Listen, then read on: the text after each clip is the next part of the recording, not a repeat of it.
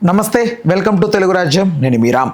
భైరవం ఈ చిత్రానికి సంబంధించి ఒక ప్రీ రిలీజ్ ఈవెంట్, ఒక ఫంక్షన్ ఏర్పాటు చేయడం జరిగింది. అక్కడ మంచు విష్ణుని టార్గెట్ చేస్తున్నట్లుగా, ట్రోల్ చేస్తున్నట్టుగా కొన్ని వీడియోలు బయట ఫుల్ వైరల్గా మారాయి. ఓవరాల్గా మనోజ్ ఎందుకు పోక్ చేస్తున్నాడు, ఎందుకు విష్ణుని ట్రోల్ చేస్తున్నాడని చాలామంది డౌట్స్తో కూడిన క్వశ్చన్స్ రేస్ చేస్తున్నారు. ఓవరాల్గా ఏంటి మనోజ్ స్ట్రాటజీ అనే అంశం గురించి సినీ మరియు రాజకీయ విశ్లేషకు దాసరి విజ్ఞాన్ గారు అడిగి తెలుసుకుందాం. నమస్తే.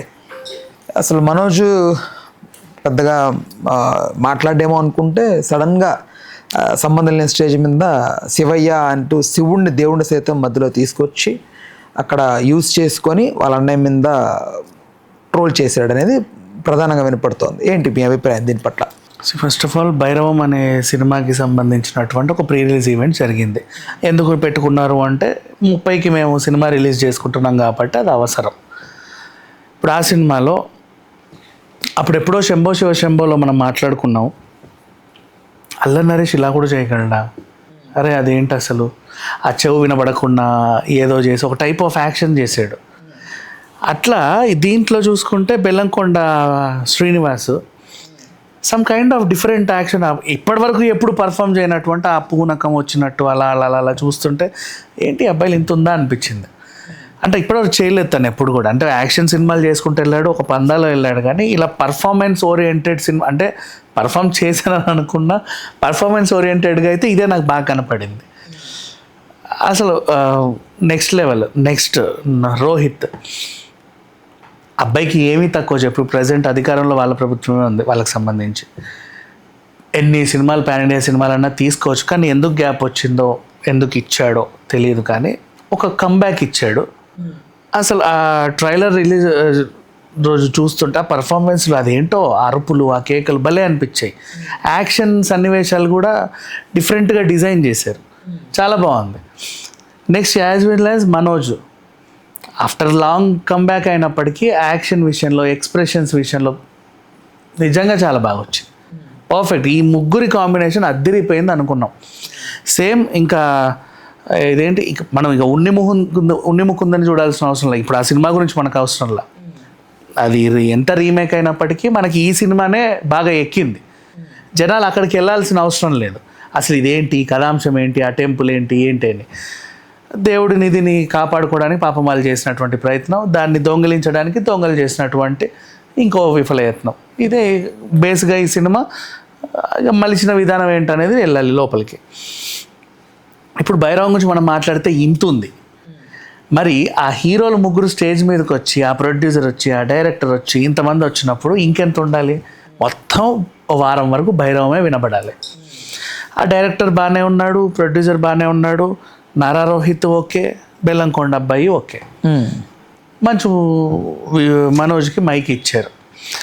సరే, నువ్వు భైరవం గురించి మాట్లాడు, ప్రాబ్లం ఏం లేదు. నీకున్న ఈ extra curricular activities first of all నీకు సంబంధించిన ఏవి ఒకటి చూపించారు. అది చూసిన వెంటనే నీకు తెగ ఏడుపు వచ్చేసింది.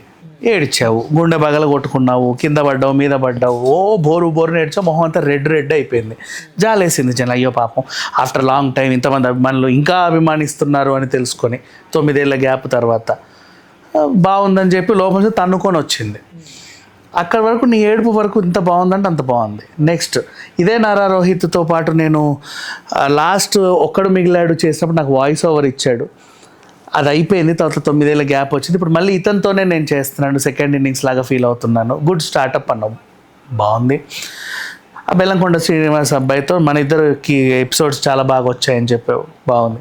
అసలు ఈ డైరెక్టర్ నన్ను పెట్టుకోవడం నా పూర్వజన్మ సుకృతం, నన్నే ఎందుకు తీసుకున్నాడు అన్నావు, నిజంగా బాగుంది, కరెక్టే. ఆ ప్రొడ్యూసర్ 50 కోట్లు పెట్టాడు, ఎవరినైనా పెట్టుకోవచ్చు, కానీ నన్నే ఎందుకు పెట్టుకున్నాడో నాకు అర్థం కాలేదు. ఇది నాకు ఇచ్చిన అదృష్టం. డైరెక్టర్ కాళ్ళ మీద పడ్డావు, అన్నీ బాగానే ఉన్నాయి. సినిమా గురించి నువ్వు ఇచ్చిన హైప్ చూస్తుంటే ఇక మొత్తం గూస్ బంప్స్ వచ్చేస్తున్నాయి. ఇక సినిమాని లేపాడు, చాలు అబ్బా ఈ సినిమా ఎంత బాగుందో అనే టైంలో ఆ వెనకాల నారా రోహిత్, బెల్లంకొండ సురేష్, అంబికా కృష్ణ గారు, హీరోయిన్ వీళ్ళందరూ ఉన్నారు. సడన్గా మైక్ పట్టుకొని శివయ్య అంటే శివుడు రాడు అని చెప్పి ట్రాక్ మార్చావు. అర్థం కాల జనాలకి, ఎందుకు ఇప్పుడు సంబంధం లేని ఇష్యూని తీసుకొచ్చావా అని. నువ్వు సినిమా గురించి వచ్చావు, సినిమా గురించి మాట్లాడుకో. నీకేమన్నా పర్సనల్ ఏడుపులు పెడబొబ్బాలు ఉంటే పర్సనల్ ఇంటర్వ్యూలో గుండె పగిలి ఏడు, నెత్తి నోరు బాదుకో, నష్టమేం లేదు. చూసి అయ్యయ్యో ఎంత బాధపడ్డారో అనుకుంటాం. పబ్లిక్ ఫంక్షన్లో వెనకాల బ్యానర్ భైరవం ఉన్న తర్వాత, దానికి సంబంధించిన యూనిట్ అంతా ఇక్కడ ఉన్న తర్వాత నువ్వెందుకు ఇంకొక టాపిక్ తీయాలి? ఇప్పుడు డైవర్ట్ అయిపోయింది శివయ్యకి. ఎందుకు తీయకూడదు? ఎందుకు తీయాలి అంటే ఎందుకు తీయాలి?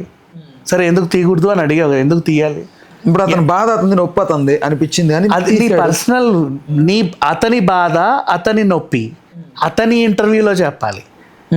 భైరవంకి సంబంధించిన ఈవెంట్లో అతని బాధ, అతని నొప్పి ఉండకూడదు. అది భైరవానికి సంబంధించింది. మనిషి అన్నోడికి అది ఉంటుంది, కామన్ సెన్స్ ఉన్నోడికి అది ఉంటుంది. నేను మోహన్ బాబు కొడుకునే అదే క్రమశిక్షణతో పెరిగాను అన్నోడికి కూడా అది ఉండాలి. ఎప్పుడు కూడా మోహన్ బాబు తన వెనకాల బ్యానర్ ఉంటే, విష్ణువేణ వెనకాల బ్యానర్ ఒకటి ఉన్నా, సంబంధం లేని లొకేషన్కి వచ్చినా ఇంకేదో అంశం గురించి ఎప్పుడు మాట్లాడలేదు. నీకు ఎంత నొప్పి ఉన్నా, నీకు పర్సనల్గా నేను పిలిచి అన్న నీకు చాలా నొప్పి ఉంది కదా, మనం పంచుకుందామని కూర్చోబెడితే అప్పుడు వాగు, నీకు నచ్చినంత వాగుడు. భైరవాన్ని డిస్టర్బ్ చేసే హక్కు, అధికారం నీకు లేదు. ఆ ఈవెంట్ నాశనం చేసే హక్కు నీకు లేదు. ఇప్పుడు తెల్లారితో అందరు భైరవం గురించి మాట్లాడుకోవట్లేమో. మంచు మనోజ్ ఎందుకు ఏడ్చాడు? ఏం అవసరం? ఎమోషనల్ అవుతారు. అవ్వయ్యా, ఎందుకు అయ్యావు? ఏమో మరి, అభిమానులు చూసి అయ్యావు, బాగుంది. నీ పర్సనల్ ఇష్యూ నెక్స్ట్. నా బట్టలు తీసుకెళ్లారు, రోడ్డున పడేశారు, నా కూతురు బట్టలు రోడ్డున పడేశారు. అది నీ పర్సనల్ ఇష్యూ. నువ్వు ఎక్కడికి వెళ్ళి ఎవరితో గొడవ పెట్టుకున్నావో వీళ్ళకి తెలియదు. ఇక్కడ ఎందుకు చెప్పావు? నీ బట్టలు రోడ్డున పడేస్తే వీళ్ళకెందుకు, తగలబెడితే వీళ్ళకెందుకు, బూడిదలో పోస్తే వీళ్ళకెందుకు, గంగలో కలిపితే వీళ్ళకెందుకు? ఇప్పుడు మనోజ్ ఐ థింక్ షూటింగ్ టైంలో ఆల్మోస్ట్ అందరితో పనిచేసుకొని ఉంటాడు. బట్ ఇక్కడ పంచాలనుకుంది టెలివిజన్ త్రూ పీపుల్ కి. దేనికి? That's why I am asking. అది మరి అప్పుడు నువ్వు ఒక ప్రెస్ మీట్ పెట్టుకో, నేను పంచుకుంటాను అని వెనకాల రాసుకో, పంచుకో, నచ్చినంత పంచుకో. నేను ఎవడొద్దండి, ప్రెస్ క్లబ్లు ఉన్నాయి మనకి. లేదు నువ్వు పిలిస్తే ఎక్కడికైనా జనాలు వస్తారు. నేను పంచుకోవాలనుకుంటున్నాను అని పెట్టుకో బ్యానర్. నీకు నచ్చినంత పంచుకో. చెప్పు, ఓ ఏడుపు, ఓ పిడబబ్బా అని ఒక టైటిల్ పెట్టుకో. నీకు నచ్చినంత ఏడుపు, నేను ఎవడొద్దన్నాడు? భైరవం బ్యానర్ ముందు నీ ఏడుపులు మాకెందుకు? భైరవం బ్యానర్ ముందు నీ పర్సనల్ స్టోరీలు ఎందుకు? ఎవడడిగాడు? అవసరమే ఉంది? ఇప్పుడు భైరవం గురించి ఎవరు మాట్లాడుకోవాలి? వాళ్ళకి 1 వీక్లో రిలీజ్ ఉంది. నిజమే, అప్పటి వరకు ఆలోచించాలి ఆ ప్రొడ్యూసర్. ఏమని, ఈయన 50 కోట్లు పెట్టాడు, ఎవరైనా పెట్టుకోవచ్చు, నన్నే పెట్టుకోవాలన్న ఆలోచన ఆయనకు వచ్చి, నాకు చాలా కృతజ్ఞుని అన్నాడు. అప్పుడు ఆ ప్రొడ్యూసర్ కనిపించి అనవసరం, నిజమే, ఇంకెవరినన్నా పెట్టుకున్నా ఇప్పుడు ఈ డ్యామేజ్ అయ్యి ఉండేది కాదు. అప్పుడు ఆ డైరెక్టర్ కనిపించింది, నిజమే, ఇంకెవరినన్నా పెట్టుకున్నా ఈ డ్యామేజ్ అయ్యి ఉండేది కాదు. వెనకాల నారా రోహిత్కి ఇక్కడ ఏం జరుగుతుందో అర్థం కాక విసుక్కుంటున్నాడు.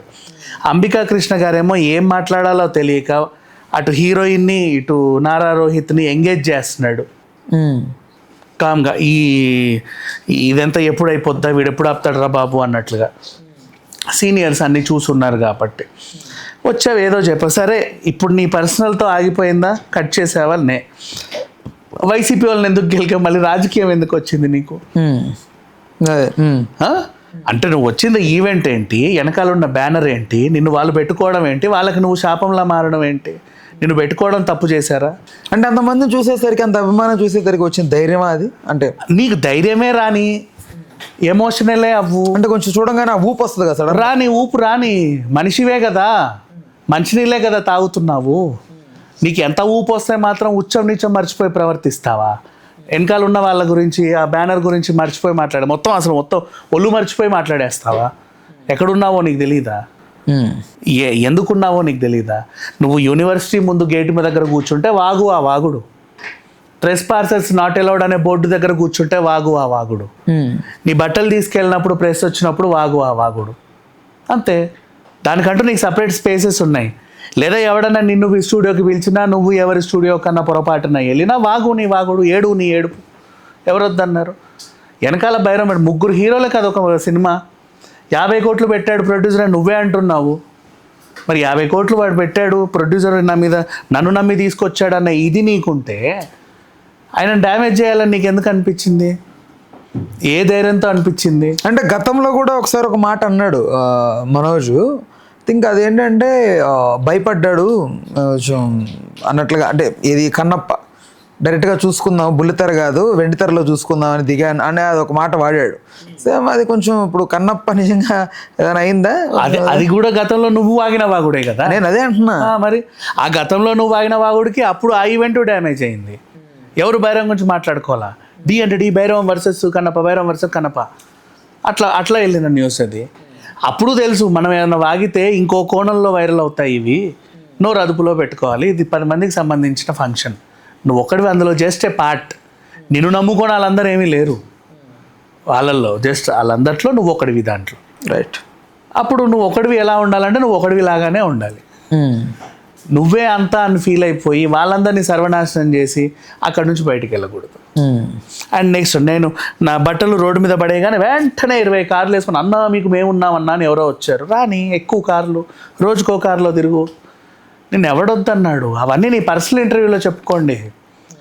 ఎప్పుడన్నా ఒక బ్యాండ్ రిప్రజెంట్ చేసేటప్పుడు నోరు చాలా అదుపులో పెట్టుకోవాలి. అఫ్కోర్స్ ప్రశ్నలు అడిగిన వాళ్ళు కూడా జాగ్రత్తగానే అడగాలి. వచ్చిన వాళ్ళైనా సరే, మనం చెప్పే వాళ్ళమైనా సరే జాగ్రత్తగానే చెప్పాలి. పొలిటికల్కి సంబంధించి, నీ పర్సనల్కి సంబంధించి ఏవేవి ఆల్రెడీ ఒక విధ్వంసం చూసాం మొన్నే, లైలాలో పోయి మొత్తం ఏవేవేవో వచ్చేసాయి మధ్యలోకి. అవునా? సినిమా తప్ప అన్నీ బాగా అన్నీ వచ్చాయి, ఆ సినిమా ఒకటే తెలియదు. మొన్నే ఒక ఎగ్జాంపుల్ అయింది. అయినా సరే ఇంకా వీళ్ళకి సిగ్గు రాకపోతే ఎట్లా? మనం ఏదైనా చేస్తే యువతల వాళ్ళకి డ్యామేజ్ అవుతుంది. నేను నమ్మి నీకు రెమ్యునరేషన్ ఒక కవర్ కూడా పంపుంటారుగా కొంపకి, మరి ఆ కవర్ అందుకున్న విశ్వాసం అన్న చూపించకపోతే ఎట్లా? ఆ ప్రొడక్షన్లో తిన్నావు కదా 2 ముద్దలు, ఆ తిండి తిన్న విశ్వాసం అన్న లేకపోతే ఎట్లా? వాళ్ళ సినిమాని, ప్రోడక్ట్ని పాడు చేసే హక్కు నీకు ఎక్కడిది? రైట్. ఓకేనా, థ్యాంక్స్ ఉదయం, థ్యాంక్స్ ఇన్ఫర్మేషన్. హలో, తెలుగు రాజ్యం ఛానల్ చూస్తున్నారా?